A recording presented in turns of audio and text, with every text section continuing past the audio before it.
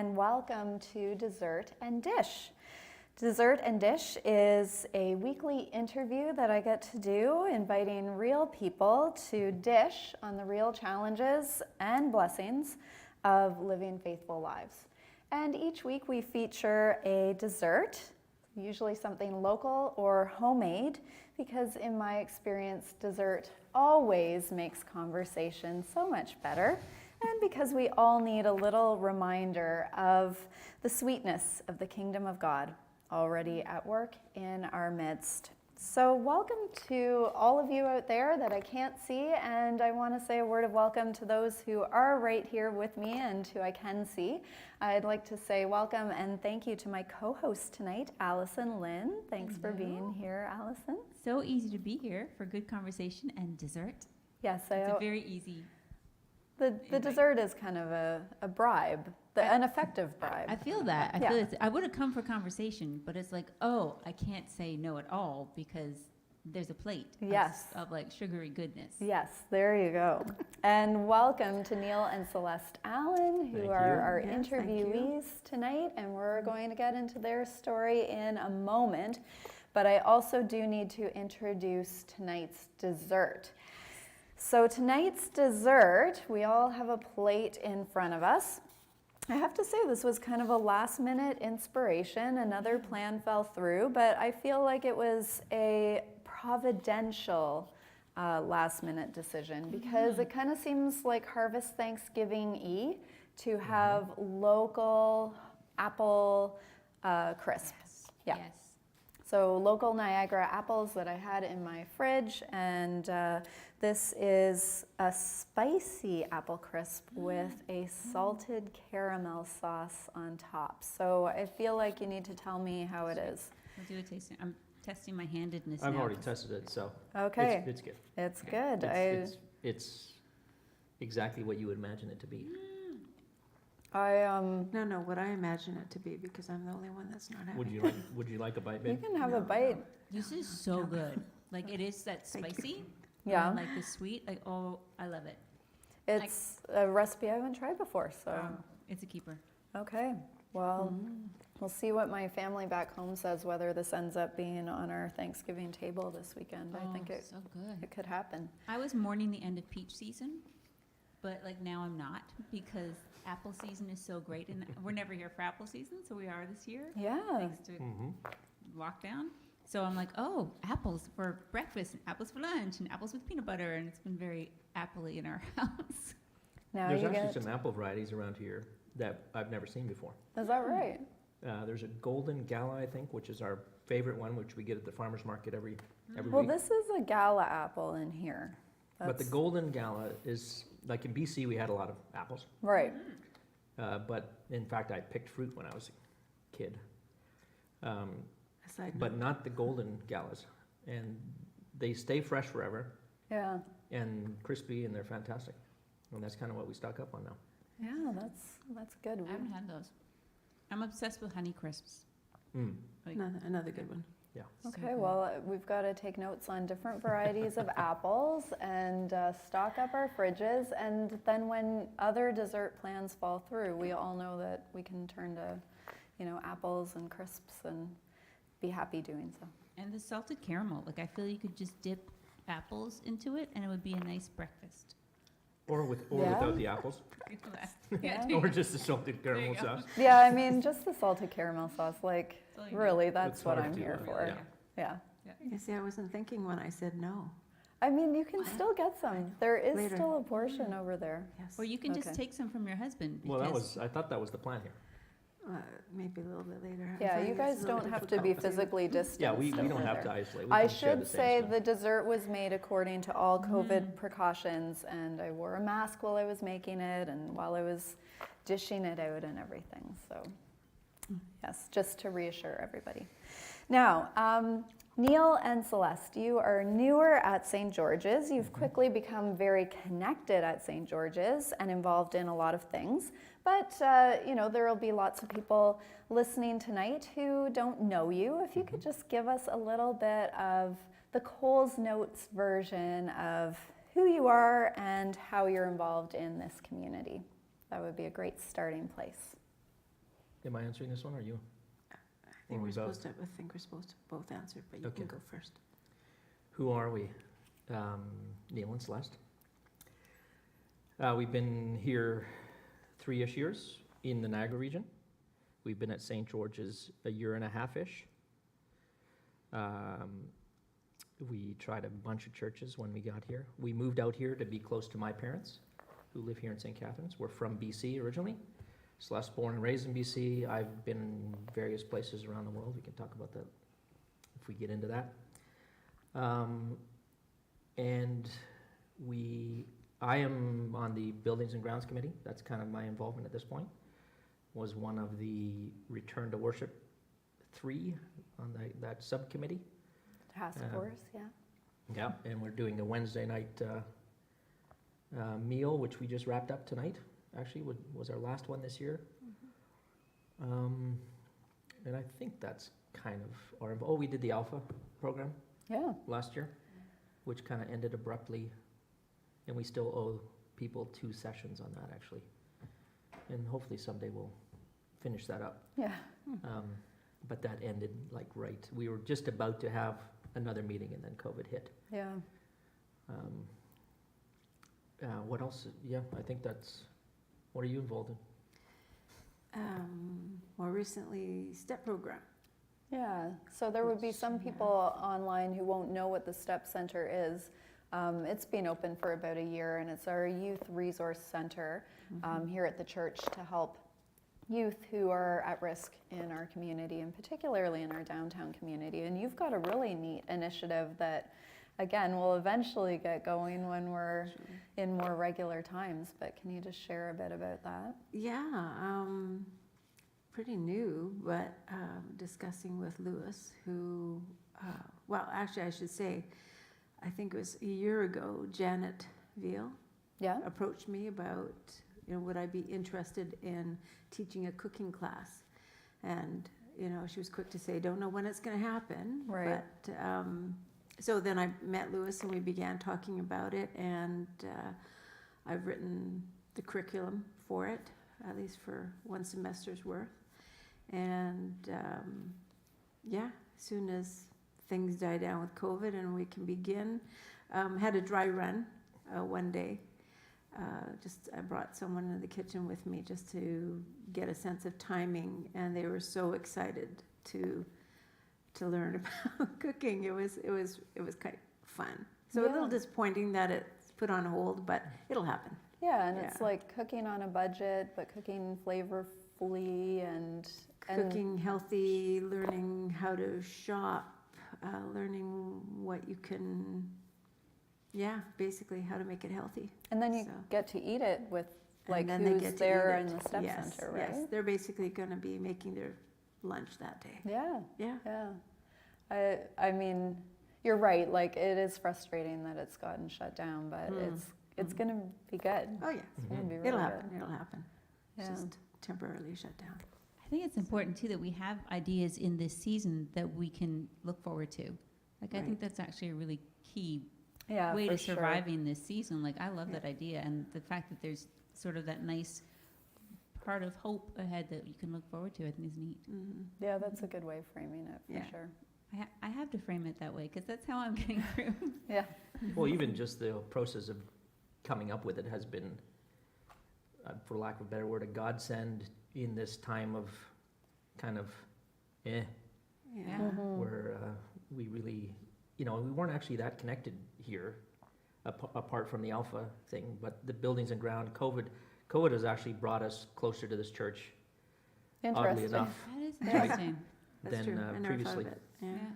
Yeah. We've been connected. We were in a study group with James and Janine and Scott and Sue, and actually That's where we met Gerald you, and yeah. that's where we met Yeah. you guys initially. But COVID has kind of altered that, but other things have kind of taken its place. Yeah, yeah. That's, I wonder if there are others out there that have found new connections through the time of COVID, and gosh, if they're finding new connections to the church, that's a really great thing.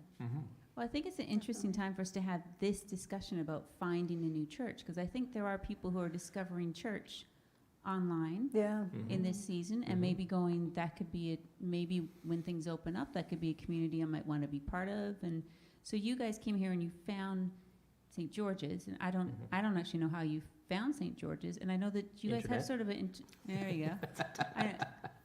Most of us do, I think. And I think, so like you guys apparently, and I haven't heard this story, so you guys have interesting backgrounds in terms of your own personal role of church and growing up. So do you Mhm. want to share a little bit of sort of that church background in your own individual lives and sort of how that brought you here? Are you going first or me? You go first. I love the tag teaming. Yeah. Born into a Christian family. I'll try and keep this brief. Parents went to Pakistan as missionaries in 1979. I was 6 years old at the time. You can figure out how old I am then. Went to boarding school, so, have been a Christian, Baptist church. So for those of you that don't necessarily know, there's definitely a conversion moment expected in that type of denomination. And I remember vividly when I talked to my mom about it. I was like 4 years old. Grew up in the church. The boarding school was run by, I think, 26 different denominations. Oh, wow. So there were a lot of people there, including Anglicans, Presbyterians, you name it, Protestant, they're probably there. Yeah. Some that probably borderline on cultish, but so that started out staunch Baptist, very conservative boarding school, and the church that we ended up going to in the summer times when we were out of school kind of rounded off the edges a little bit. Okay. Prior to going to Pakistan, we would have probably as a family considered that most Anglicans, Catholics, and so on probably weren't born again Christians. And then you end up in a place like Pakistan where you got missionaries from all different denominations Right. who obviously are there to preach the gospel. And you're like, oh, okay, well, maybe these people are Christians. But they drink and they play cards and they're okay with dancing. Like, Right. what's that What's all up about? with that? Anyways, graduated high school from the boarding school. Went to Briarcrest Bible College. For those of you that may have heard of that, that's in Saskatchewan, small town. Conservative, like evangelical type school. Spent 1 year there and then ended up in the lower mainland of British Columbia. I should say I'm the only one in my family that was born in Alberta. All the rest are from BC. My mom's from Okay. Prince George area. My dad's from Oliver in the Okanagan. Sister was born in Prince George. My parents were attending Bible school at the time that I was born, which was in Sexsmith, Alberta, near Grand Prairie, which is northwest of Edmonton, if you don't know where that is. So we're Westerners. Yeah. And so when I ended up West Coast, when I got out there, I was going to, I think I jumped around. And as an MK, it takes you a while to readjust. And by MK, I mean missionary kid. These days, we're called TCKs, which are third culture kids. We don't belong to our culture. We don't belong to the culture that we grew up in. We're somewhere in between. We're the third culture. Wow, People. interesting. I Yeah. should- heard that one. Interject. We were just discussing as a family a few nights ago. Do you remember how many Oh, yeah. So times you've moved around? I have lived in 43 different distinct residences. Oh my Yes. gosh. In my life. Lord. Wow. Yes. I thought I Um, moved around a I know, lot. I was just thinking, I was it's sitting. nothing. I was sitting next to Sandy Lagarde in church the other day, and she has lived in 3 houses, all in St. Catharines. Wow. Oh, wow. You've Yeah. moved all over the place. So it was actually from there I went home and I was like, okay, I got to write down how many places I've lived in. Hmm. Anyways, I went to some, I don't know, it was a Mennonite Brethren church or whatever. I can't remember even when I first moved to BC. Could have been a evangelical free church. They all kind of are the same. I was going to a Mennonite Brethren church when I met Celeste. And we continue to go to the Mennonite Brethren Church, but there was one in particular in Abbotsford, BC, which is where we were living at the time, that had a Punjabi service with East Indian people, obviously. And growing up in Pakistan, I speak Urdu, which is very similar to Hindi, Right. which is not that far from Punjabi. So we ended up there, and we ended up helping at the church and becoming very close. It was a small community, maybe 20 people, 25-ish. And that's probably the first time where I felt like I belonged in the church. Interesting. Or I found a church that I felt like I belonged in, let's put it that way. Yeah. And then we moved to Vancouver. And when we first moved to Vancouver, we started going to a Pentecostal church because the preacher there was fantastic. Name of Jim Cantillon. He's actually on 100 Huntley Street now. It's true. But we would just go to church and go home. So to me, there's kind of three aspects of church. There's the spiritual side, kind of the relational side to God. Yeah. There's the religious side, so the liturgy and the things that we do. Right. And then there's the community. Right. And so we didn't have the community because we would just show up and leave. Yeah. Right. It was religious insofar as we were going to church, Yeah. but the preaching was great. So you felt like you were getting fed the word at least. Yeah. Right. And then actually when I first moved to Vancouver, on Sunday evenings, there was a church in Vancouver, Anglican church, St. John's. It was a big Anglican church, probably 800-900 people, and they had a thriving evening service with a contemporary music ministry, and we would drive in from Abbotsford and Langley and go to church there every Sunday.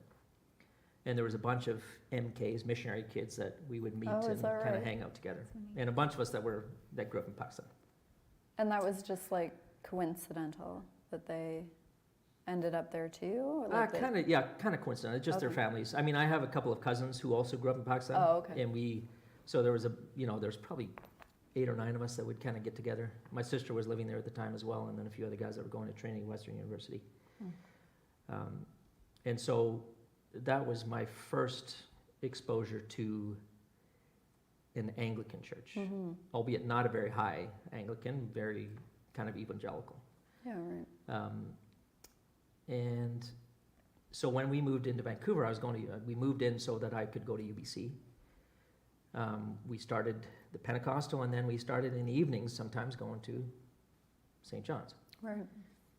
And it was then they had a program called Connections Lunches. So there was a lady in the church. It was a big church, so it was hard to get connected unless you decided to. Right. You could easily just kind of come and go and not be noticed. And we went to a Connections lunch, and there was a couple there that they were fantastic. They were friendly. And before we knew it, people were calling us and saying, "Oh, I heard from so-and-so that you have experience in this. Would you be interested in getting involved?" And so before you know it, I was doing the sound system. We were on the missions committee, outreach committee. Celeste was doing stuff in the kitchen. Youth, teaching Sunday school. And suddenly now we're connected in the church, and now it's our community. Right. Yeah. And then we just became more and more Anglican as time went on. So it was a well-named lunch, Connections. Very It was a nice. great, Yeah. and so that actually Yeah. lasted for several years. It's kind of similar to the supper club or dinner club here, but Right. it was okay. far more intentional in terms of Yeah. connecting new people with each other. Right. And so then we actually moved to Florida. I'm sorry, I'm being a little long-winded here, but it's kind of all pertinent to what we're talking about. We moved to Florida in 2007, and we started to look for a church. And as you know, Florida is somewhat of a transient culture with people coming and going. And we ended up in an Episcopal church. And everyone in that church was probably twice our age, except for the minister. And the youth group was the minister's kids. And we got involved almost instantly there. We were on the worship team and whatever else, I can't remember. Not that we sing or anything, so don't, that's not something we're... We take He a sang. note. Take He some sang. notes. You played the Good at guitar. use. You Yeah, sang. I did play the guitar, wow. Yes. But something didn't connect there, it seems. And also, that's when we realized there's a significant cultural difference between the United States and Canada Right. when you get down into the details. So we actually left there and we ended up at a Presbyterian church where the preaching was very, very good. But again, when your small group Bible study group goes to a farmer's field and everyone brings their handguns and Oh. you're shooting handguns for fun, that's like, okay, that's Yeah. different. That's That's not different. Canadian. Yeah. We lived in Nashville for 3 years, and it's a different thing to live somewhere than to visit there as a Absolutely. tourist. Absolutely. Right. It's a different culture. Yeah. That's just part of. And part of our Experience. problem, I think, was that we had never mentally moved there. It was always, we're going to go back home. Right. We're going to go to Vancouver. So we never really made the transition and settled. And we're not, either of us, particularly outgoing people. So getting into a community and making new friends isn't necessarily the easiest thing for us to do. And we experienced, even when we went back to Vancouver, it was different. We went back to St. John's, but suddenly it's not, everyone's life has moved on, including ours. And so it was a different experience. And so when we decided to move here, finally getting to the end of my story, we made the mental commitment, we're moving to St. Catharines, and this is where we live. And there's whether we go somewhere else eventually or not, who knows? No, you can't. But this, I'm just You're saying. here forever. this is where we live now. Right. And so we need to come here with the attitude of I was going to say, except for initially we were at a different church, and the reason why Well, we yeah. chose that church was for Beck. Right. He's just at that age, needs friends. We want him to get tapped into church and a good youth group and make friends, and because we're here for a while. Mm-hmm. yeah.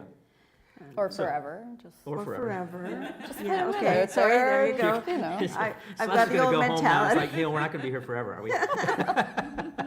The priest No. said it, so. Yeah.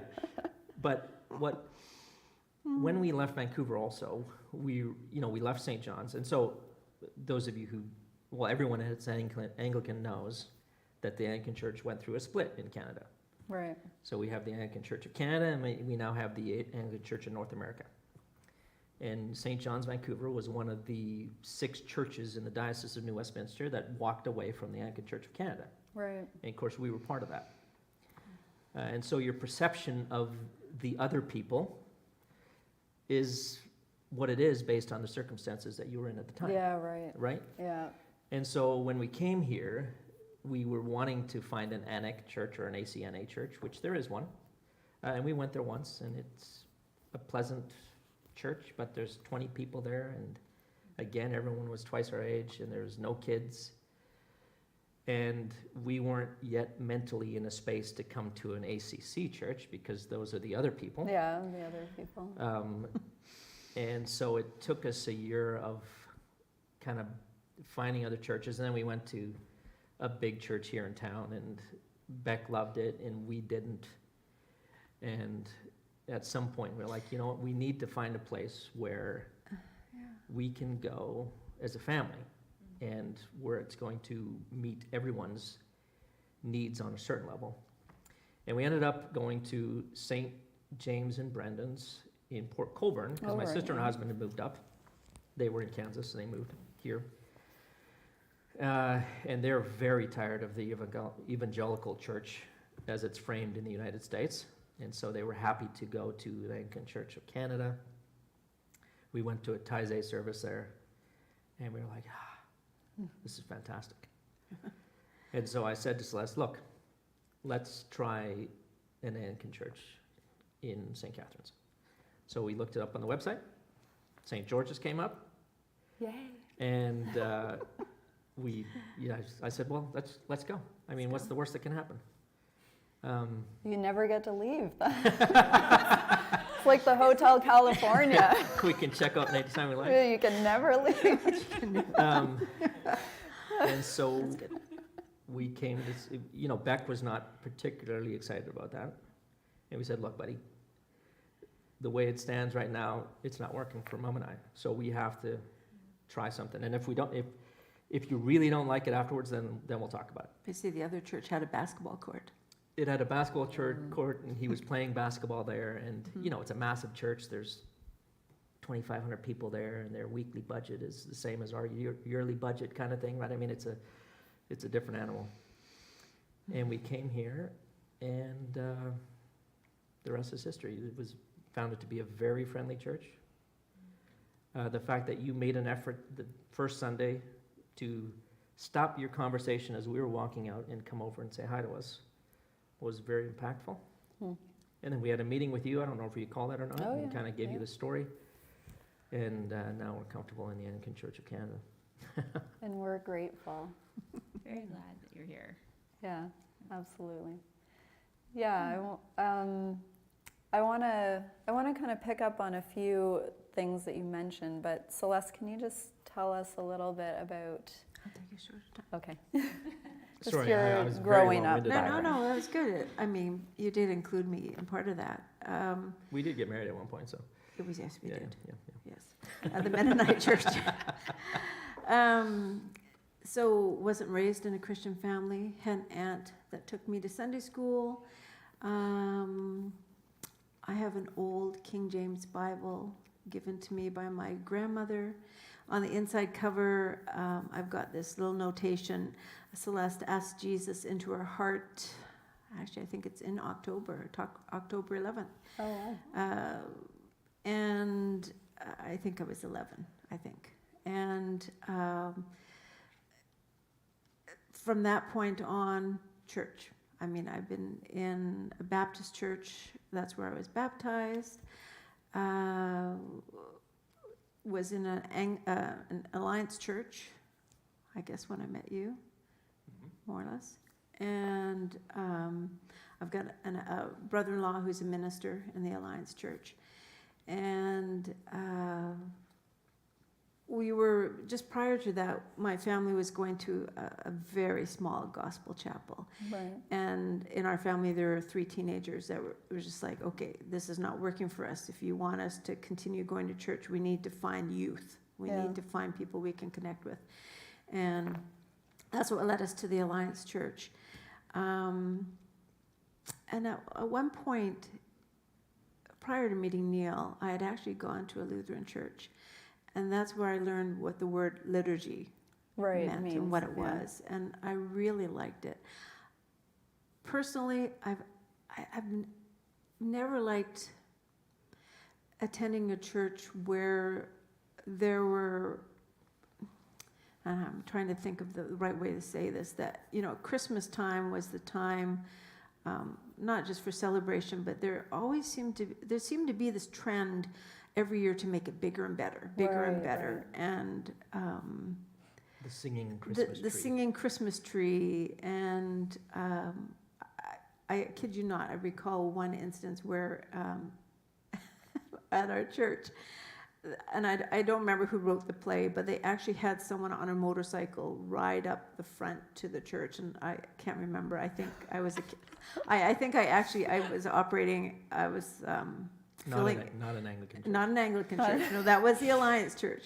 Yeah. I was actually operating a camera that day for it, and I just kept thinking, there's got to be more.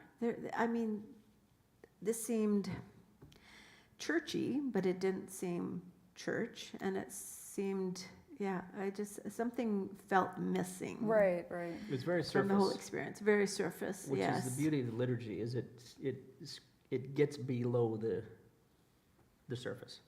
Yeah. And what I liked about it is that you're participating. You're participating. It's not, you're not just going there and then after walking to the back and, shaking the minister's hand, if you even see the minister, to say, well done, and then leaving. liturgy, I mean, reciting those words just make you feel like you're participating. Well, and that's what I understand the word comes from, actually, is like that it refers to a public work Mm-hmm. that, is done collectively. Mm-hmm. So it's neat that kind of immediately sort of connected with you guys. I'm really Yeah. struck by the 43 places that you've lived, Neil, It's but I amazing. feel like you need to do a tally of the... I think there needs to be like a chart or a map or like some visual in your home of like, here's all the places. Yeah, and like, there's like such a wealth of experience between the two of you in terms of different forms of this thing we call church. Yeah, and that you Mm. haven't, that your journey has brought you to so many different denominations. Like, so Yeah. with Gerald and I in our ministry, because we travel and we sing, we go to Mhm. Right. all kinds of denominations. Yeah. And like, I'm hearing you and I'm like, you guys sound very similar to like the experience that we've had in going to churches, that there's so many, like there's beauty in them all, and they, Mhm. like I always struggle a little bit with the word liturgy just being used for a specific type of worship, because I see liturgy happening in so many different kinds of worship that it can be very contemporary or very traditional, Right. and yeah. it can still be a work of the people, that it can still be inclusive and involved with everybody, and we can also lose that in any style of worship. Yeah, Mhm. that's right. So, You can lose it. It Yeah. can become performance art. yeah, And, certainly you can see that in Anglican churches too, Yeah. for sure. but I Yeah, there's a appreciate that you're saying balance that. there somewhere. Yeah, that you need to Yeah. be drawn into it, like you need to feel part of it, which I think is critical, right? I mean, otherwise we can just watch a video of it, right? It's being Yeah. involved. Like that's why I love that we do a song sheet for Advent Cafe. Yeah, that I people know. can still be involved in the singing and the praying and the worship. Well, in the first week that we went into lockdown, I think that was immediately the feedback. Like, could we have a song sheet? Oh, nice. Right? Mm. And Yeah. like, we'd been live streaming for years, but most people were coming in person in order to participate. And then as soon as most people were online, it was like, okay, so how do we get the order of service? How do we get the song sheet? Like, how can we participate? Mm. Yeah. I was thinking about this conversation about finding a church home, and I always, whether we're having a conversation like this about how you find a church home, or whether you're part of one of any number of conversations across the church about, the future into which God is calling us and how we are continually being shaped into this emerging future. I always like to go back to Acts 2, because that's like right when you see the birth of what this Christian community is going to be. And I love, right at the get-go, it says, all the believers devoted themselves to the apostles' teaching, to the fellowship, and to sharing in meals, including the Lord's Supper, and to prayer. And then it goes on and it talks about the generosity of people holding all things in common. It talks about signs and wonders. It talks about this expectation of God at work, and this awe that people were feeling together. And then there's all of this, there's this thread that goes right through it about breaking bread together and sharing in meals together. They don't mention apple crisp specifically, but They would if they had I it. think it's Yeah, I think implied. so. I think it's implied. There's crumbs, so that's like bread. Yeah. There's bread for sure. There's bread for sure. I'm just trying to think what fruits are growing in the Middle East. Apples might not be high on the Figs, list. maybe figs. Figs, yeah. Fig. We should Figs, have the dates, fig dates. crumble. Oh my gosh. Fresh I'm- figs. Fig, fresh Come figs. on. I'm yeah. like into this Seriously. idea. Okay, so I feel like a lot of what is just named in those couple of verses in Acts, I just hear emerging in your stories about your life in the church as young people, your life in the church as a family, your life in the church as you have moved around to all of these different places. What kind of are the central parts that you would say draw across all of your experiences of church, or the parts of church that have kind of felt most alive for you? Well, I was going back over what you had sent us information-wise, and I was reading over that scripture, and I felt like it connected with something that I had read this morning. Now I got to refer to my notes. Neil's like, "You got notes?" I'm like, "Yeah, I got notes. I got an idea. I got notes." I appreciate a good note. I think Yeah. that's a good thing.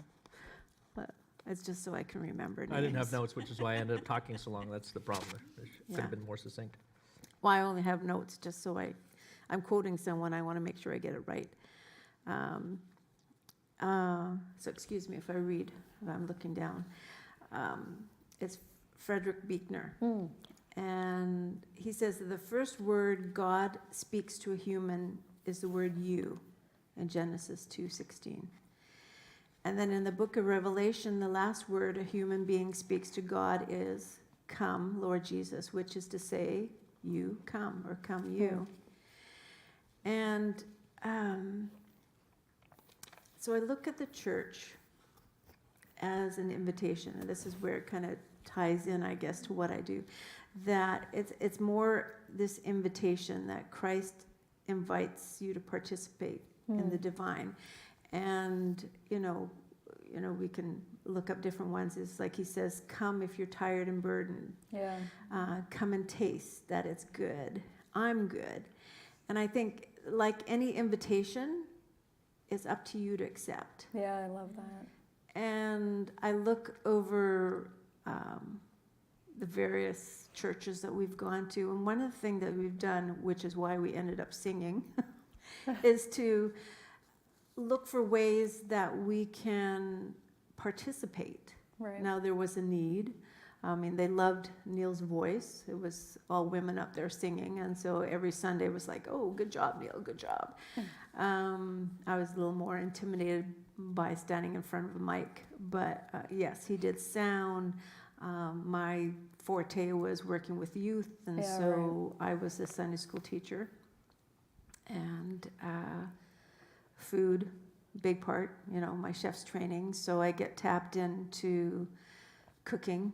And that whole idea of what you said, what Scripture says about participating. Yeah. They shared with each other. But what struck me most about that Scripture, and I never thought about it before, is that it begins with awe. Yeah. It begins with the awe of God. Yeah. And then from there it filters down. And I think it just puts you in a place, in a position where, because of this awe, I want to do this. And so it might make you doing things out of your comfort zone. But the thing is that community. Yeah. They were breaking bread, they were having meals together, they were helping one another. And I think, people have different ideas of what church looks like, religious. Oh, you guys follow the 10 Commandments, or, you guys are perfect. I'm not perfect. I could never come Right, to church, yeah. but I think that those of us who attend church, it's our job to show them the awe of God and let the Spirit work to draw them into that invitation. I love I that. love that. Yeah. I would just, as you were speaking too, I thought so often as worship leaders, we talk about worship being our response to God. And what I love about it, what you just set up, is if we start with the awe, then everything else that happened after that is worship, whether we are Yeah. sharing our belongings or feeding one another or eating together or preaching or praying or any of those things that come, and serving on committees, serving on teaching Sunday school. Painting all, socially distanced dots on there you go. sidewalk. All those things are acts of worship, right? When they come in Yes. response Absolutely. to the awe of Yeah. God. Yeah, they're Absolutely. not duty or obligation Yeah. or It's our response. it's Yeah. our response. Yeah. And like in that way the word responsibility kind of makes sense, right? Because like the word response is in there. But Yeah. and I just think that like rings so true in terms of when church works, like is when you can keep coming back to that. Like that it starts with that awe, Yeah. that like yeah. Because without it, we're just doing stuff. We're just Right. doing We're just Just doing another stuff. community Yeah. group who's like getting together and doing stuff, and we're Yeah, it's Just just a doing stuff, social right? Yeah, project. and ticking off Yeah. something else on the list, Yeah. yeah. No, it also, which is what I like about the religious aspect of church, is because it brings you back into that. If it weren't for the liturgy and the stuff that we do, then I probably wouldn't be at church, because I can do this anywhere, right? I just Right, but that's the aspect of Anglicanism that I appreciate. But we just have to be cognizant that there's more to it than that as well, right? And it's not the religion that saves us, but for me, that's what keeps me kind of centered, so to speak. But it's also just doing stuff that we can do. I mean, that's what I think. Through our experience, anytime you just go to church and leave and not get involved, then suddenly that's not what it's about, right? It's about the community. But on the flip side, if all it is about the community, well then you're missing the point as well.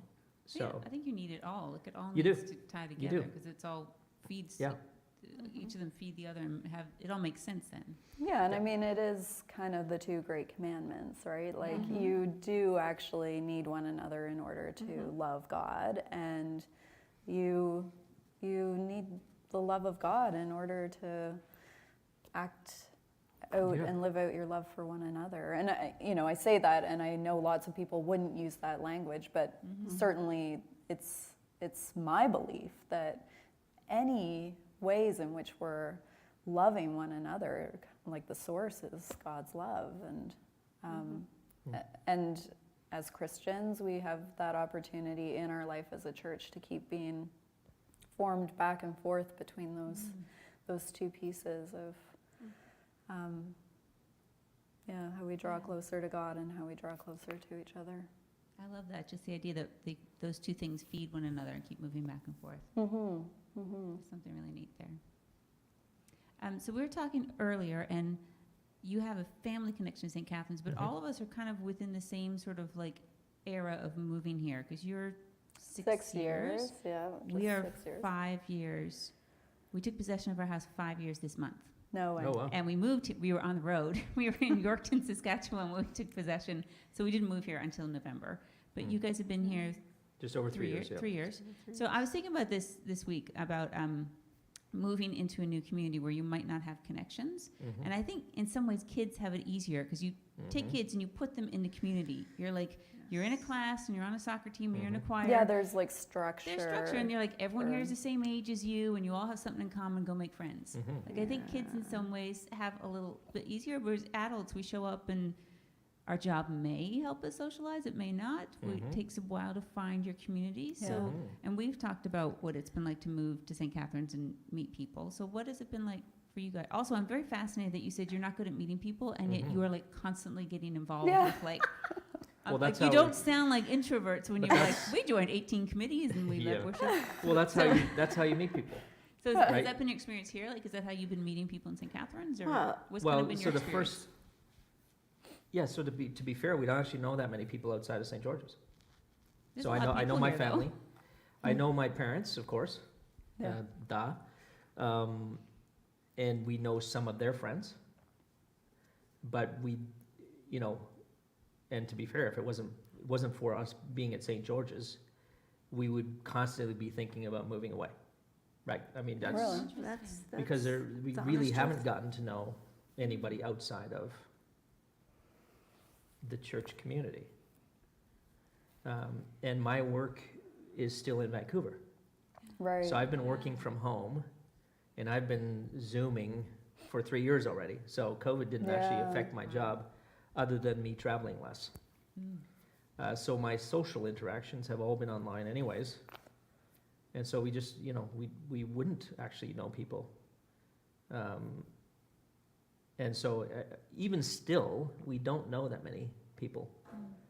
That's But there is a difference, between knowing somebody and just chatting it up with somebody. Yeah. Beck is always embarrassed because I will talk to anyone. And he'll be like, Mom, do you know that person? I'll be like, no. why are you talking to them? I said, I'm just talking. I'll talk to anyone, usually in coffee shops. Feel you. But yeah, with Neil working from home, I mean, you could say we've got, I don't know if you would say you've gotten to know, but I've gotten to know the neighborhood, which is a little different than Vancouver. I mean, in Vancouver, you know, wall to wall people, but I can't say I know my neighbors. Right. Well, we yeah. met our neighbors within the first 40 minutes of us showing up with the moving truck. Yes. Yeah. Every single neighbor came out and talked to Oh, us. that's so nice. The guy across the street brought a beer over. Aw. And so, I mean, we know all of our neighbors. Yes. But on the flip side, none of our neighbors have ever been in our house. Hmm. And we, on the other hand, have never been in any of their houses. Right. No, that's not true. I've been in Chris's house, Yeah, but not for any reason other than, why were you there? probably to give her tomatoes. Exactly. So it's not like we've gone over and had a barbecue or whatever. It's not like, No, we're- no, you know, no. it's not a neighborhood party. No, Um, it's very interesting And that so- way, but I don't. yeah. Yeah, I think that's just the way people are. And I mean, even historically in St. John's, our friends were our small group Bible study group. Yeah. That's true. And when we first started at St. John's and we got involved in a small group, that is actually when we started to make real relational connections. Yeah. And those people to this day are still, all of them, close friends. And we were in that same group for 8 years, 10 years, 12 years. 12 years. Wow. And when we started out, none of us had kids. We would have a meal every week together, and we just got to know each other really, really well. Yeah. So a small group study is fantastic for us, and you know the fact that we've gotten to know Scott and Sue because of that. Yeah. We got to know James and Janine a little bit. Obviously, that circumstance is a little different, Mm-hmm. but it's through that you know, on the relational level, that's where our friends were. Yeah. Yeah. We're friendly people. I mean, there's no doubt about that. I'm similar. If I'm in the supermarket, whatever, I'll talk to anybody. That's not an issue. But it's and there's still some history with being a third culture kid, where you know, even growing up when I came to Canada, like I spent grade 5 here and grade 11 here. Grade 5 was fine because at that age nobody cares and you're all happy. Right. Grade 11 was a really challenging year because I went to a high school in rural Alberta, and here's this kid that, you know, couldn't talk to anybody for the life of him. So that, you know, that's been a challenge in my life, Mm-hmm. which has since changed. Obviously, I'm reasonably happy to talk to people, but it is through church that we've made friends and those connections. Although the exception to that is the current place that I work. And so we've actually made some close friends through Earthcast. Mm-hmm. But outside of this and my family, we don't actually have any other friends in St. Catharines. Well, and I do find that insight interesting, Allison, like that, yeah, kids are given kind of structure in which to meet people. And church ideally provides that kind of structure too, because like ideally you do get to know people on much more than just a superficial level. Like you are serving together, you are talking about life's big mysteries together, you are studying together, you're praying for each other. I mean, it can and should and hopefully is a very intimate kind of relationship that you can develop with people. Now, COVID, of course, has not helped No. from this perspective, Yes, for sure. right? So you're not meeting new people at this point. Yeah. Yeah, basically, if any of us are meeting a lot of new people, we're probably not following the rules. Yeah, you shouldn't be. Yeah. I'll say that we're very fortunate. We have a really great group of neighbors. They're really, and we've been here a while, but of course we travel a lot, so we haven't always gotten to know them. But in this season, there's almost been like everyone's sort of been looking out for each other a bit more. So we've been doing a lot of sort of like sidewalk visits and that kind of stuff. Yeah. So Same. I feel like we've almost gotten to know a lot of our neighbors better in this season. Also because I guess like I love to meet people and I can't you just can't meet people, so it's like knocking on people's doors and let's just grab a lawn chair and hang out and talk on the porch or you stood on your porch and I'll sit on mine. Tomatoes probably are a great way of meeting people. I Just think like, that, I'm Well, this is Walk actually an around. I'm good interesting with tomato cultural chanting. difference. Hmm. Pakistan, Muslim culture, incredibly hospitable, like way more hospitable than Canada. right. And so, you could knock on anybody's door in Pakistan and they're going to let you in. And they're going to have you in, they're going to give you a meal and tea, at least tea. At if, least if tea, you can't, yeah. you go shopping for shoes and you have 5 cups of tea because you got to sit down, drink some tea, it's just a different, so You'd love that, Martha. Yeah, You should go there. I'm it's, into it's, this. culturally it's very, very cool. Yeah. So we're not a particularly, no, I shouldn't say that. We're a friendly culture in Canada, but we're not, that's as far as it goes. Well, and I'm from the East Coast, so I will argue a different cultural perspective I there. think it has also shifted a lot. Like Oh, I'm I just sure, think yeah. about the parties and like the dropping in that happened when I was growing It up. doesn't happen Mhm. now. That Yeah, it's- I wasn't here for that, so I don't know. But I think too, like I think, and that's kind of I think what part of my thinking was when I was thinking about kids being able to like have a community. Plus, kids are also Mhm. kind of all on the same schedule, right? Because school Mhm. happens, and then after Yeah. school, Right. and then they all have to go to bed. They kind of all have the same routine. Whereas Mhm. adults, there's no 9 to 5 anymore. So people are working at strange hours or Yeah. strange Mhm. days. Mhm. Like we don't work traditional hours at all. We have neighbors on our street. He does a morning radio show, so he's up at like 3 and goes back to bed at 11 in the morning.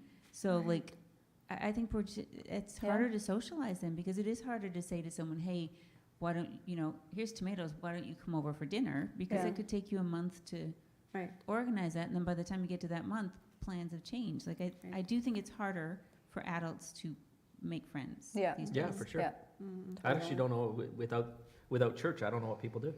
Yeah. I actually Yeah. don't, I don't know how people settle into a new community. Yeah, I mean, certainly it's been essential in my life too. I haven't moved 43 times, but I've moved a lot. Like I have a lot of experience with Mhm. being the new girl. Mhm. And yeah, like outside of kind of my university years where again, everything's just like there's a Different. built-in structure. Mhm. What would I do without church? Yeah. Yeah.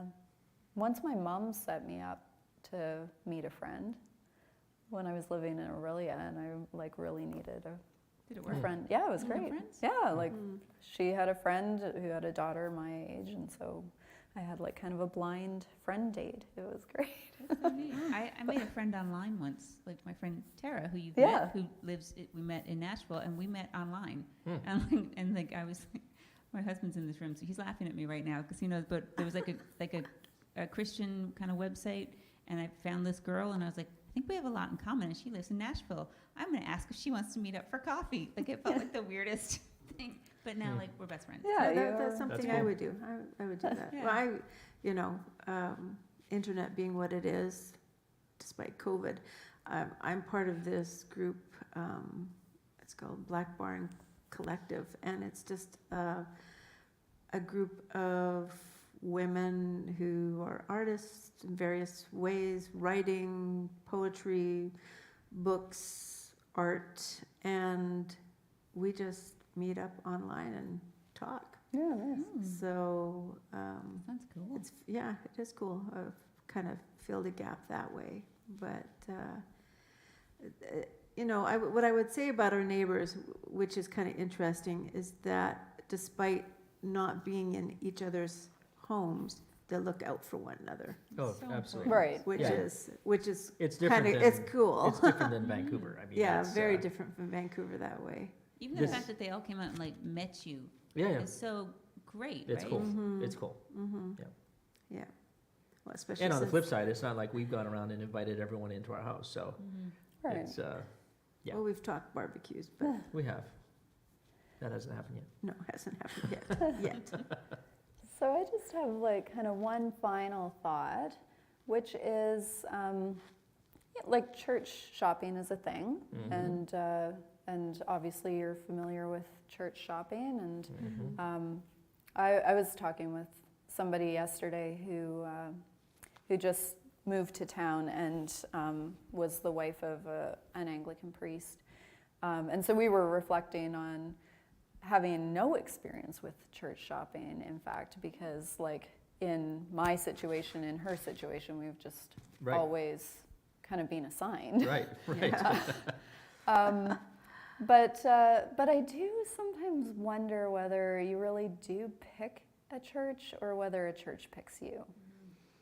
I don't know that you would have described St. George's as the place that you would have picked to land at, and here you are. I think it's a combination thereof, and God's part of that process. Mm-hmm. So I would look back now and say it was providence, God, that brought us here. There was a reason why we didn't end up here immediately after we arrived in St. Right, Catherine's, because yeah. we wouldn't have. Right. We just wouldn't have come to an ACC church. And so I think there probably is an aspect to the church picking, and by the church, I think it's kind of the bigger, Yeah. God being at the center of that. Yeah, for sure.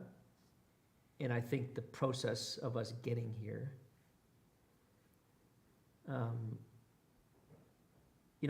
at some point we decided when we were going to the big church, okay, it's not perfect, but this is where we are.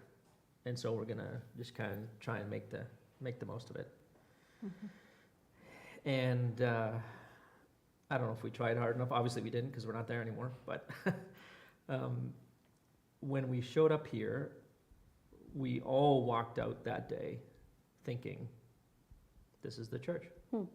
Like there was no, there's a few questions we had, and we actually talked to you about that. Like Yeah. there's some issues that we were working through theologically and whatever else. But by and large, we thought, okay, this is likely where we're going to be. Yeah.